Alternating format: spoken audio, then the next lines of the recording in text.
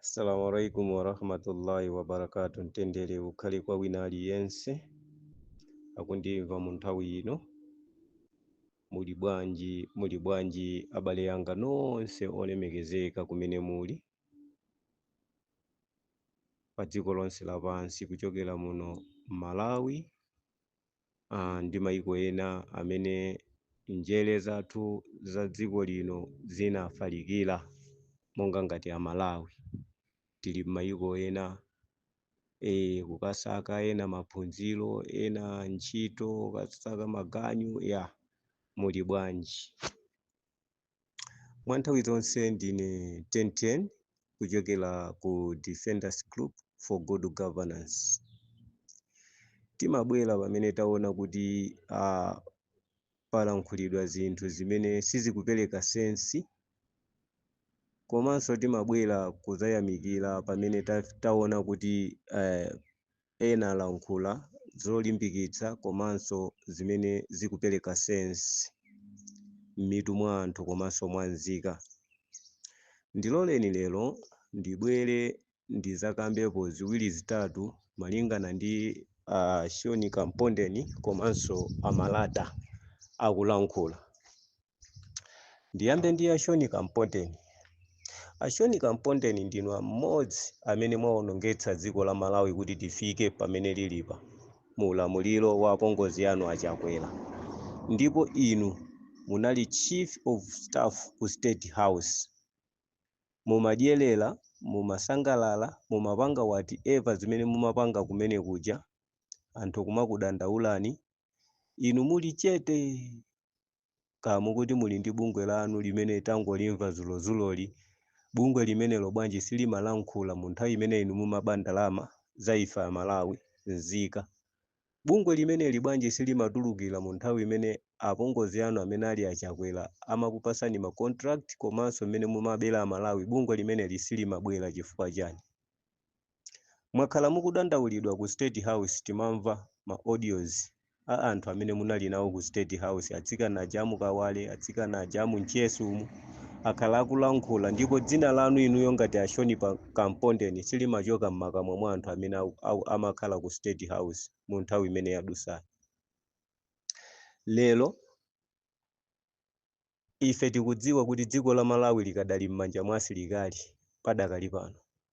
Amuthalika ngakhale ku ofesi ina iliyonse sanalowe, ali ku nyumba kwawo kufikira mu nthawi imene iwo angakalandire ndodo ndiki yoti ayambe kuyendetsa dziko la Malawi. Komanso Amuthalika palibe budget ina iliyonse imene ayikonza padakali pano, ndipo sadasankhe anthu amene angatumikire nawo mu ulendo umenewu, ma cabinet ministers kulibe. Inuyo Shaun Kampondeni choyimira pa platform ndikunena kuti Amuthalika mu wiki iyi ngati sakuwauza anthu kuti ana skulu azipita za ulere, then mupita kunsewu mukapange mademo. Mutu wanu ukugwira Shaun Kampondeni olo inuyo apongozi anu achakweracha asanalumbiritsidwe anapanga zimene adalonjeza. Muona kuti ndi chifukwa chake apongozi anu zidawavuta kukwaniritsa chinthu ngakhale chimodzi zomwe adalonjeza. Chifukwa chani? Anali pa chinkondwa chonena kuti ndawina upresident, basi ndikakhaliretu pamene paja ndalama ziyambe kulowa m'matumba mwanga. Ndi chifukwa chake mabajeti yawo amawapanga mofoira chifukwa cha anthu ngati inuyo achina Shaun Kampondeni. So tikuwuzeni lero kunena kuti dziko la Malawi padakali panopo anthu tidasukusula, tidasamba. Ndipo panopo dziko la Malawi wina aliyense ndi monitor ngati simukuziwa Shaun Kampondeni. Ndipo kholo lina lililonse padakali pano likudziwa kunena kuti zimene aprofesa wa adalonjeza inshallah zitheka. Koma padakali pano ifeyo oberekafe ana athu tidatumiza m'masukulu. Amene akupita za boma akupita, amene akupita kuma private tidalipira. Tidalipirira ana athu ku private kumene amapita. Komanso amene akupita za boma anapita kale, ndipo ma secondary school aboma analipira kale makolo anzeru, chifukwa akudziwa kuti budget ya Muthalika sinatulukire komanso akudziwa kuti dziko padakali pano lili m'manja mwa asilikali, silili m'manja mwa munthu ayi. Kufikira asilikali apange handover kwa Mutharika, ndipo amutharikawo tizamba kuwawerenga kuchokera mu tsiku limene angalumbiritsidwe, ndipo makamaka kabineti yawo akayikhonza ndikuona kuti wina aliyense walowa mu ofesi wayamba kugwira ntchito, ndi mmene timazidziwira. So Shaun Kampondeni, please usasokoneze dziko la Malawi. Tikudziwa kunena kuti musesedwa, ndiye musazengeleza pakuti muzichinge pa milandu imene muli nayo. Baba, upezeni, musayitanire dala nchenche pa chilonda. Upezeni, musakhale ndi phuma. Takhalani chete a Shaun Kampondeni. Musaonese nzeru pa ulamuliro wa anthu ena pamene ulamuliro wanu unakuchimwani. Ndibwere kwa m'bale wanga yowomvetsa chisoni Malata. Amalata mumafuna muzikhala ngati munthu wozindikira pamene inu muli chidebe chenicheni. Amalata kaya ndikusabeleka mulibe ana simumaziwa kuti maphunziro amayenda bwanji, ndi bwino sometime kungokhala ngati munthu chiselekwete choti changokhala chete kusiyana nkuti muzibweresa zitopotoko zosiyana-siyana. Amalata inuyo muli ndi nkhani ya Lady Kasambala, ngati simukuziwa. Ku State Lodge adafela Kasambala kuja inuyo munapitako kumene kuja munali gulu lokathira poison kumene kuja. Maumboni alipo. So musazembaise nkhani zonse zija zikupezani Amalata. China chilichonse chimene mumapanga panopo ifeyo maso athu ali ku cabinet imene ikubwerayo, ndipo tizasesa wina aliyense tizalankhula mmene timalankhulira muno kunena kuti mupangidwe monitor, mutiuze bwino za ifa ya Kasambala. Inuyo Amalata imene ija imakukhuzani. Amalata ifa ya Love Kasambala imakukhuzani. Ndiye musamazigulise dala, kuziphiphiritsa dala, komanso muzambiri zimene IMCP yamapanga mwakhala mukuwapereka anzanu omenyera maufulu Amalata. Mwakhala mukuwagulisa anzanu omenyera maufulu Amalata. Zonse zija zikupezani. Kumbali ya maphunziro ndakuwuzani kale, inu musajijirike, tiyeni inu ndine tikhale chete. Ifeso tili pano kuyang'ana Mutharika ndi kabineti yawo.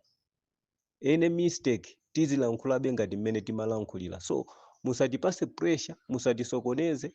Ife pano tadekha tikufuna tione kuti kodi Mutharika kabineti yawo iyenda bwanji. Mwandimva Amalata? Mutisamale.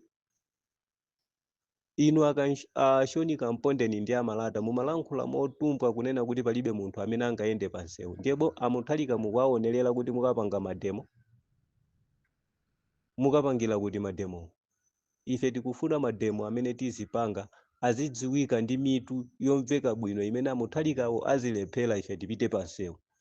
Koma munthu wangosankhidwa zanazanali olo kuti kaya chinyumbacho chi State House icho chili motani sakuchiziwa, olo makiyi kuti asinthidwa motani sakuaziwa, mukapase pressure. Kumene ndiye timati kuguna ata Amalata ndi Shaun Kampondeni. Musazitenge ngati madolo, dikilani. The day will come. The day will come. Sikuti ndi pakanthawi ayi. Very soon. Tikakupasilani sima pa window muona Amalata paifa ya Love Kasambala. Inuyo muli ku front mukuziwa chinachitika kwa Love Kasambala. Inu nomwe Amalata mukuziwa mmene achinakalindwa amazuzikira. Inu nomwe Amalata mukuziwa mmene mumaperekera ma information kumanama kuti uyu ndi mtanyiwa. Inuyo Amalata mwazutitsa anthu ena in the name of Bakili Munuzi TV. Amalata mwazunzisaso anthu ambiri achinanamiwa avulazidwa chifukwa cha inuyo Amalata. Ndiye nthawi yakwana Mr. Malata. Ine nditenteni mumandidziwaso. Nthawi yakwana Mr. Malata, ndipo nkhani zanu tizilondoloza bwinobwino. Ndipo kabineti ikubwerayi ife tikhala tikuyenda nayo ngati mmene timayendera ndi kabineti yachakwera. Sitisiza, sititseka maso, ndipo mapazi athu takonzekera kuvala nkhwayira zija za mateyala a galimoto noti sapato zokagula mu shopu koma tavala nkhwayira za mateyala a galimoto zoti olo Somali kulowa kuphazi ife liwiro lizipitabe. Defenders Group ndi agalu olusa kwambiri, tikhala tikukuyendani m'mapazi pena paliponse komanso tikhala tikuyenda chitsogolo ndi mapazi kulondola kabineti ikubwerayo kufikira malata inuyo mukayankhe mlandu. Ashoni Kampondeni inu phe baba phe musathawe, khalani m'Malawi momo, kapena ngati mufuna mademo pitani kunseuko mukapanga mademo anuwo palibe amene angakakuthamangiseni olo azikwanjesa akakuthamangisani. Boma la Lowali ndi la ufulu, limapereka ufulu kwa zitsilu ngati inuyo achinaponi Kampondeni. Takayendani kunseuko mukapanga mpaka mukatopa mukabwerera m'makwanu, koma dikirani kunena kuti Amuthalika sanakalowe mu ofesi, Amuthalika sanakhale mtsogoleri wa dziko la Malawi, anangosankhidwa kuti wawina ndi iyeyo, koma ufulu woti angalowe mu ofesi uli m'manja mwa asilikali padakali pano, kapena simumadziwa. Ineyo ndilekeze pamenepo, ndimangofuna ndiyankhula malata ndi Ashoni Kampondeni komanso ndi mamembala ena a UDF akuti kulindani, akuti Katakwe, kaya ukatakwe wake otani, zoti anthu tizipusisana pa Malawi pano sitikuzifuna. Inuyo Akatakwe tangovomerezani ngati atupele munuzi president wanu adavomereza ndi kumufunira zabwino Muthalika. Iweyo Katakwe ngakhala atupele munuziyo sakukudziwa, ngati adavomereza mwini wake wa chipani kuli bwanji kapamba wachabechabe iweyo okhala pambali pa chifu. Musamatilankhulise molakwika anyamata squad ya UDF. Ifeyo ngati defenders sitipanga za chipani, ife ndi bungwe limene timangoona kuti apa pakuyenda bwino apa sipakuyenda bwino. Timamuzuzulaso ngakhale womenyera ufulu amene akalankhula mbwerera.